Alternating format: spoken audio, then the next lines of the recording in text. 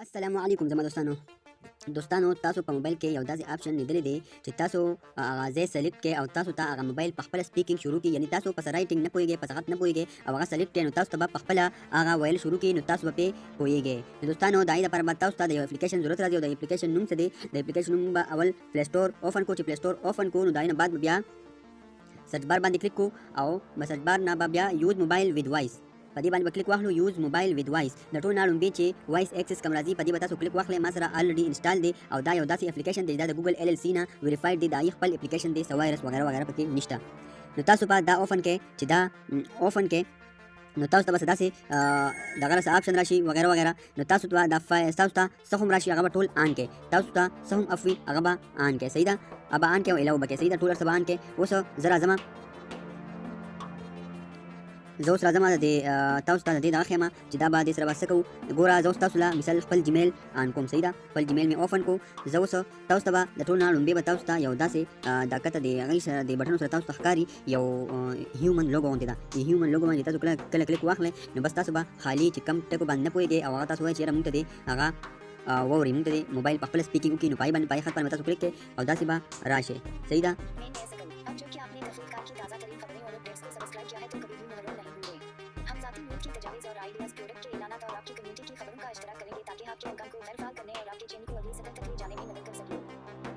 تاسو ولیدو دا ماته د په خپله د دا ایکسس ایبیلیټیز چې دي مونږ ته په خپله سپیکینګ دی شروع کړو. نو دا ډېره اسانه طریقه ده. داسې خلک شته چې هغه په سپیکینګ نه پوهېږي، مطلب وایي چې یاره مونږ دې څه ووایي. نو تاسو به بس خالي په دې باندې کلیک کوئ او چې په دې باندې څنګه کلیک کوئ د هغې نه بعد به تاسو ته بس په خالي په هغې باندې داسې سلیکټ کوئ او تاسو به شروع کوئ.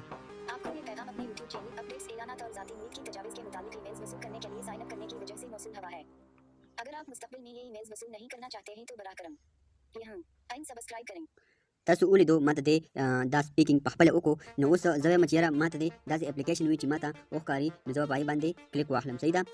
اوس زه وایم چې یاره ماته هغه اپلیکیشن دا اپلیکیشن دې ماته ټول دغه شي ماته یاد کړي نو زه به خالي په دې اپلیکیشن باندې داسې کلیک واخلم.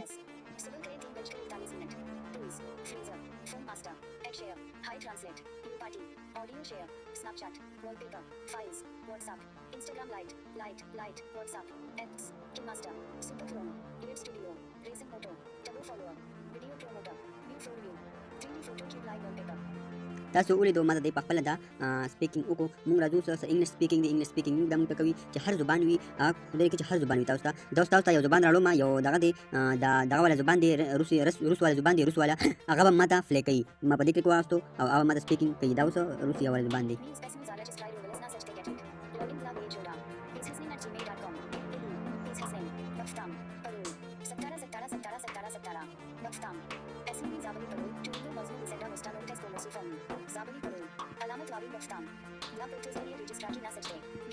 تاسو ولیدو دې ماته هغه روس والا زبان هم د هغې سپیکینګ هم ماته وکړو. تاسو هر څه زبان وي. اوس پښتو ده، موږ به د پښتو سپیکینګ په ګوګل کې ورکړو. مثال کې طور پر زه اوس ورکوم پښتو رایټینګ. صحیح ده،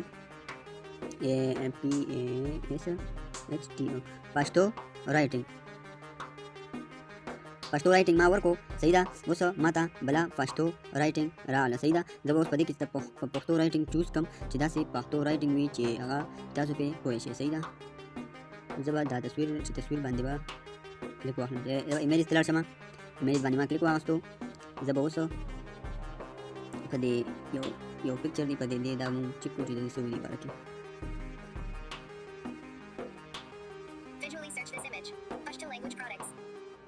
د موږ ووایي دا تصویر دی چې یاره دا د پښتو پراډکټس دي، یعنې پکچرز دي. نو دې په تصویر کې ماته پلی نه کړو، یعنې څه لیکل مونږ کړي وي هغه به مونږ ته پلی کوي. صحیح ده. نو اوس مونږ داسې پښتو رایټس به ورکړو. صحیح ده، پښتو رایټس به ورکړو.